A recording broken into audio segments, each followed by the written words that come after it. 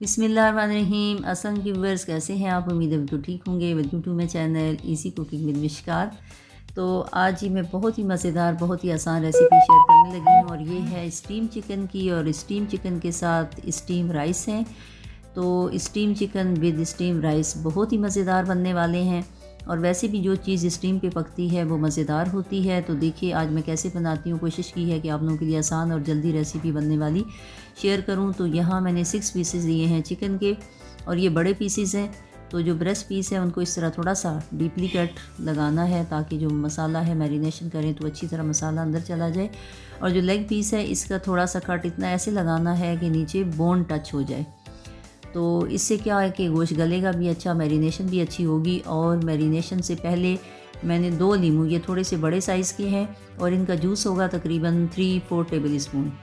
तो चूँकि ये 6 पीसेस हैं तो आप देख लीजिए कि अगर आपने कम चिकन रखना है तो थोड़ा सा कम नींबू कर दें, लेकिन नींबू इसमें बड़ा अच्छा लगता है गोश्त को गलाने में भी और मैरिनेशन में भी। तो साथ ही जो है वो कुछ ड्राई स्पाइसेस हैं, तो वो यूँ हैं, स्क्रीनशॉट ले लीजिएगा।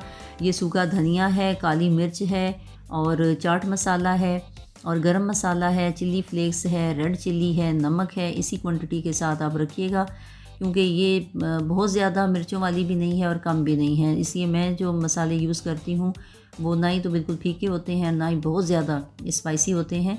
तो आप लोग भी कोशिश किया करें कि बहुत ज़्यादा स्पाइसेस ना बनाएं। तो बहुत ज़्यादा लाल मिर्च और उसका इस्तेमाल गरम मसालों का ये अच्छा नहीं होता। तो ये एक स्टैंडर्ड टेस्ट है, बाकी आप अकॉर्डिंग टू योर टेस्ट मसालों को आप कम ज़्यादा कर सकते हैं।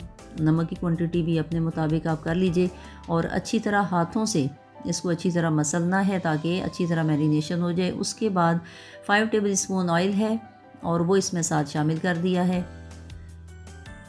तो हाथों से अच्छी तरह इसको लगाना है क्योंकि इसी से जो कट हैं उनके अंदर भी मसाला चला जाएगा।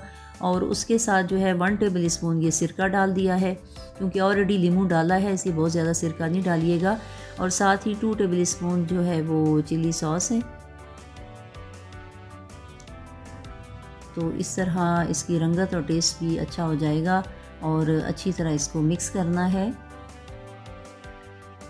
तो ये मैं हमेशा ऐसे ही करती हूँ कि एक दिन पहले मसाला लगा के मैं रख लेती हूँ, तो फिर जब जी चाहता है तो हम उसमें से मैरिनेटेड चिकन हो या कोई भी चीज़ तो फिर उसमें फ्राई करना आसान हो जाता है। तो मैंने एक दिन पहले जो है वो लगा के मसाला तो रेफ्रिजरेटर में रख दिया था। तो इस तरह जो है वो मैरिनेशन भी अच्छी हो जाती है और मसाला भी जो होता है वो चिकन के साथ चिपक जाता है और अच्छी तरह मैरिनेट होता है।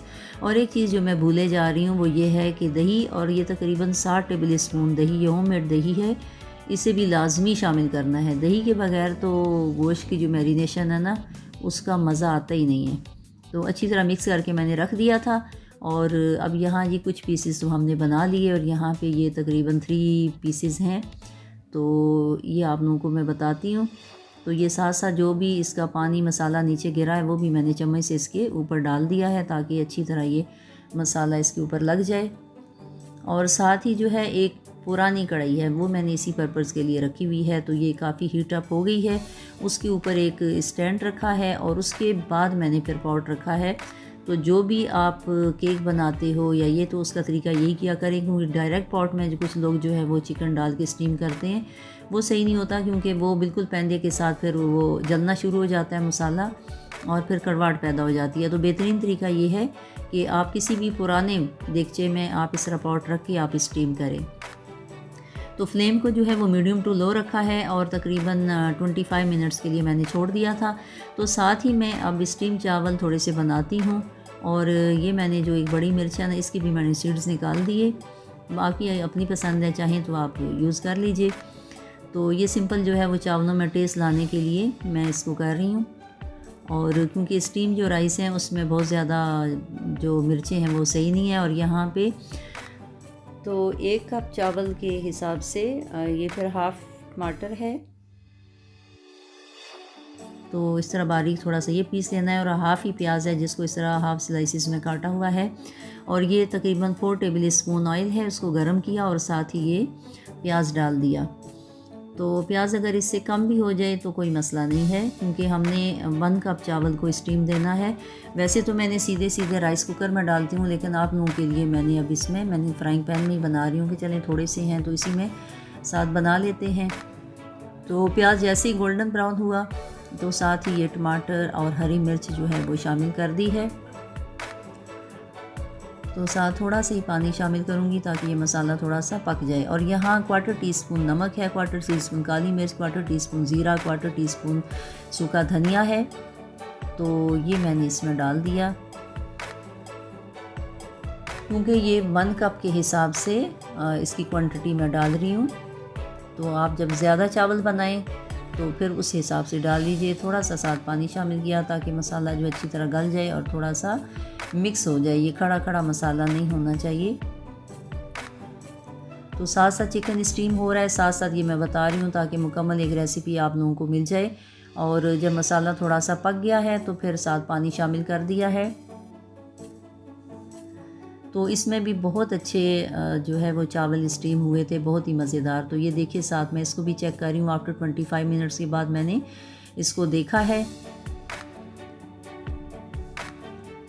तो ये काफ़ी जो है वो गल चुका है, लेकिन अभी थोड़ा सा सख्त है। थोड़ा सा इसको पलटा दिया है और फिर थोड़ी देर के लिए रख देंगे ताकि दूसरी साइड से भी पक जाए।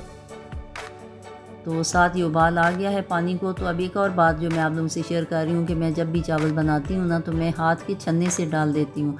चावलों को अच्छी तरह मैंने धो लिया था, 10 मिनट पहले भिगोए हुए थे। धोने के बाद फिर ये मैंने हाथ के छन्ने से ही मैं चावल डाल देती हूँ। तो आज मैंने कहा चलें थोड़े से हैं तो मैं आप लोगों को अपना तरीके के मुताबिक शेयर करती हूँ। नमक ये है कि इस तरह चेक कर रही हूँ तो नमक मुझे काफ़ी कम लगा है, इसलिए मैंने थोड़ा और डाल दिया। तो मिला के नमक ये अब बनेगा 1/4 टेबल स्पून, सॉरी 1/4 नहीं 1/4 टेबल स्पून, क्योंकि थोड़ा सा पहले डाला था, थोड़ा भी डाला है। तो 1 कप चावलों में ये 1/4 चम्मच जो है वो टेबल स्पून ये गया है। बाकी फिर आप खुद भी देख लिया करें जो आपके घर का टेस्ट हो। और उसके बाद लो फ्लेम पे थोड़ा मैंने उसको अब स्टीम पे रख दिया। तो ये चेक करते हैं जी गल चुका है और थोड़ा थोड़ा जो है अभी ये पानी है। तो इसको अब क्या करेंगे कि लिड को हटा के तो फिर थोड़ा सा फ्लेम हाई करके करेंगे ताकि ये मसाला साथ चिपक जाए, फालतू पानी ड्राई हो जाए। तो ये देखिए कि नीचे जो पॉट है ना उस पर बहुत ज़्यादा मसाला नहीं जला, लेकिन जब आप डायरेक्ट पॉट पे रख के आप स्टीम करते हो तो फिर मसाला भी जलता है और गोश्त भी जलता है। तो साथ ये देखिए चावल कितने निखरे निखरे, क्योंकि मैंने बिल्कुल फ्लेम कर दिया था। और उसके बाद जो है ना ये तकरीबन 10 मिनट तक पड़ा रहा। तो ये देखिए कि कितने निखरे निखरे स्टीम पे चावल हैं और स्टीम राइस और स्टीम चिकन। ये बहुत ही मज़ेदार है और उन लोगों के लिए बड़ा अच्छा है कि जो बहुत ज़्यादा ऑयली खाना पसंद नहीं करते। तो ये देखिए कि दोनों कितने अच्छे ड्राई भी हैं और बहुत मज़ेदार भी हैं। तो आप भी जल्दी से ये बनाइए और कम से कम ये थोड़े से ठंडे मौसम में भी अच्छा लगता है इस किस्म की डिशेस। तो मुझे बहुत अच्छे लगे थे, मैंने इसी आप लोगों के साथ ये रेसिपी शेयर कर दी। मुझे उम्मीद है आप लोगों को भी मेरी रेसिपी अच्छी लगी होगी।